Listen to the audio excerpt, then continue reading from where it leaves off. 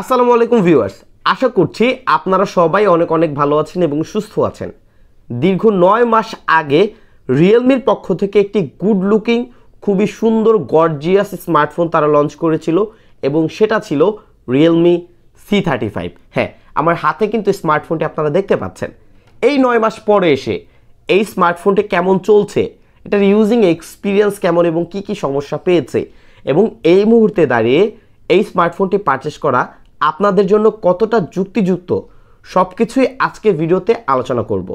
প্রাইসের কথা বলতে গেলে 990 টাকায় পাচ্ছেন আপনার 4GB 128GB র্যাম রম ভেরিয়েন্টের স্মার্টফোনটি এবং 6GB 128GB বর্তমান প্রাইস হচ্ছে 18,999 টাকা। সো ভিউয়ার্স, কথা আর বাড়াবো না, আপনারা দেখছেন আপনাদের প্রিয় channel JK TechBD YouTube channel.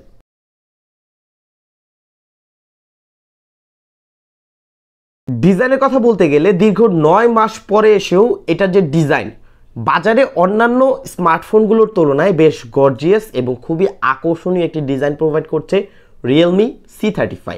সত্যি অসাধারণ।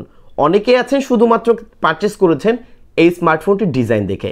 সো যারা যারা পারচেস করেছেন ডিজাইন দেখে অবশ্যই কমেন্ট সেকশনে কমেন্ট করে জানাতে ভুলবেন না। চলুন ভিউয়ার্স, জেনে নেওয়া যাক স্মার্টফোনটির কিছু বেসিক ইনফরমেশন। এই স্মার্টফোনটিতে ইউজ করা হয়েছে 6.6 ইঞ্চির ফুল এইচডি প্লাস রেজুলেশনের একটি 60 হার্জের ডিসপ্লে।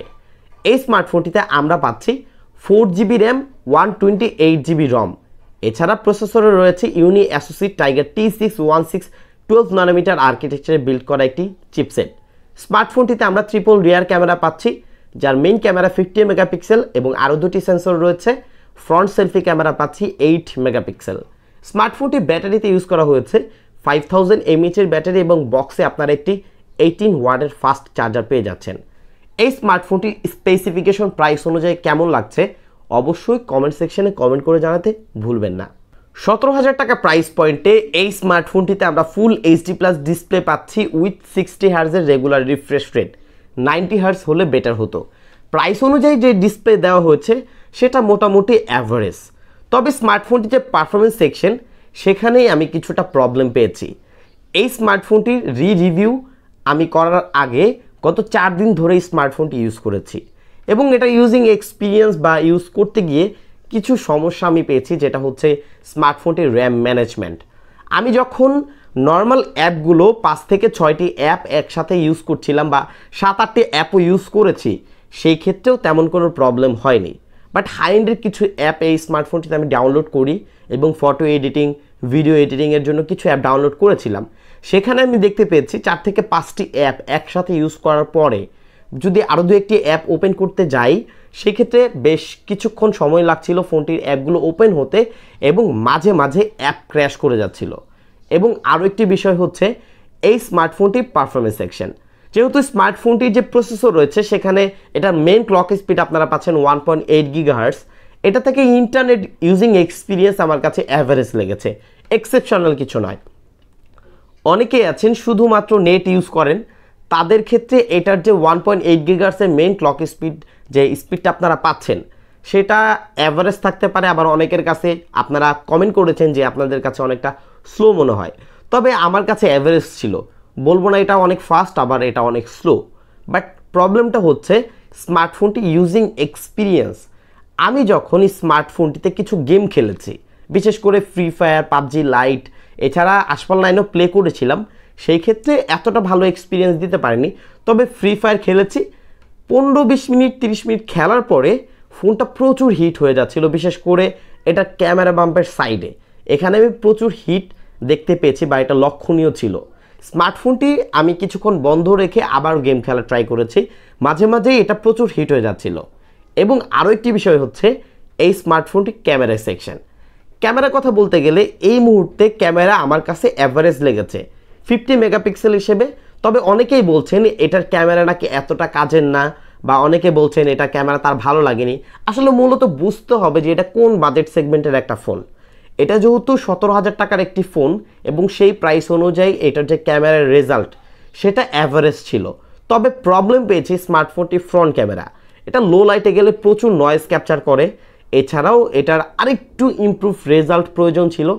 আমরা কিন্তু স্মার্টফোনটি ইউজের ক্ষেত্রে এটা যে অ্যান্ড্রয়েড ভার্সন সেটা কিন্তু অ্যান্ড্রয়েড 11-এ ছিল। সো আমি যখন স্মার্টফোনটি পেয়েছি অ্যান্ড্রয়েড 11-এ ছিল এবং এটা একটা নিউ স্মার্টফোন।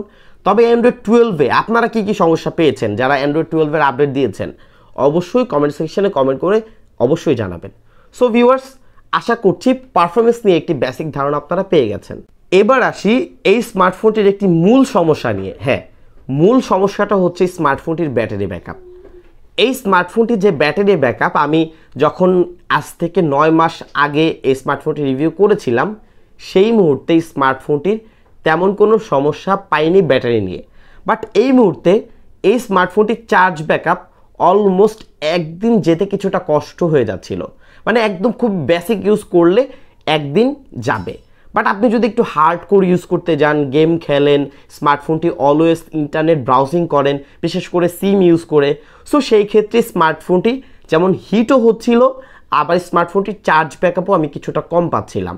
তবে আপনারা কি এই সমস্যা ফেস করছেন কি না অবশ্যই কমেন্ট সেকশনে কমেন্ট করে জানাবেন। তবে অনেকেই আমাকে পূর্বে কমেন্ট করেছিলেন, আমি এই বিষয়টি এই জন্য খুব ভালোভাবে টেস্ট করেছি। বাট আমার কাছে মনে হয়েছে স্টিল নাও স্মার্টফোনটি ব্যাটারি ব্যাকআপ নিয়ে কিছুটা সমস্যা রয়েছে। 17,000 টাকায় এবং 19,000 টাকায় Realme C35 স্মার্টফোনটির যে স্পেসিফিকেশন সেটা অ্যাভারেজ ছিল। বাট সমস্যাটা হয়েছে স্মার্টফোনটির পারফরমেন্স সেকশন। পারফরমেন্সের দিক থেকে আমার কাছে এতটা বেটার রেজাল্ট মনে হয়নি প্রাইস অনুযায়ী। স্মার্টফোনটির মধ্যে কিছু সমস্যা পেয়েছি, যেমন হিটিং ইস্যু ছিল।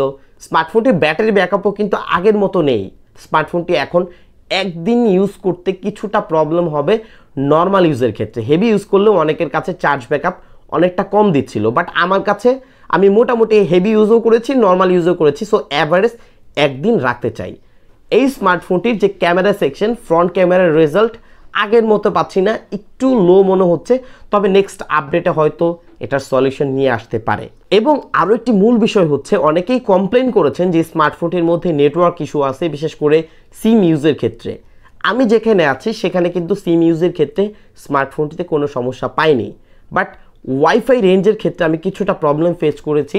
পাশাপাশি এই স্মার্টফোনটির সাথে আরও একটি স্মার্টফোনও টেস্ট করেছি। দুটি স্মার্টফোনের যে ওয়াইফাই রেঞ্জ সেখানে কিছুটা পিছিয়ে ছিল Realme C35। সো ভিউয়ার্স, আশা করছি Realme C35 সম্পর্কে একটি বেসিক ধারণা আপনি পেয়ে গেছেন। আপনার যদি মনে হয় যে স্মার্টফোনটি আপনার জন্য ভালো হবে তাহলে কিনতে পারেন। বাট আমি রিকমেন্ড করব স্মার্টফোনটি এই মুহূর্তে না কেনার জন্য। যারা ভিডিওটি দেখছিলেন ভিডিওতে লাইক করবেন, কমেন্ট করবেন, সাবস্ক্রাইব না করে থাকলে অবশ্যই চ্যানেলটি সাবস্ক্রাইব করবেন। বিদায় নিচ্ছি আমি জাকারিয়া হাসান পার্থ। আসসালামু আলাইকুম।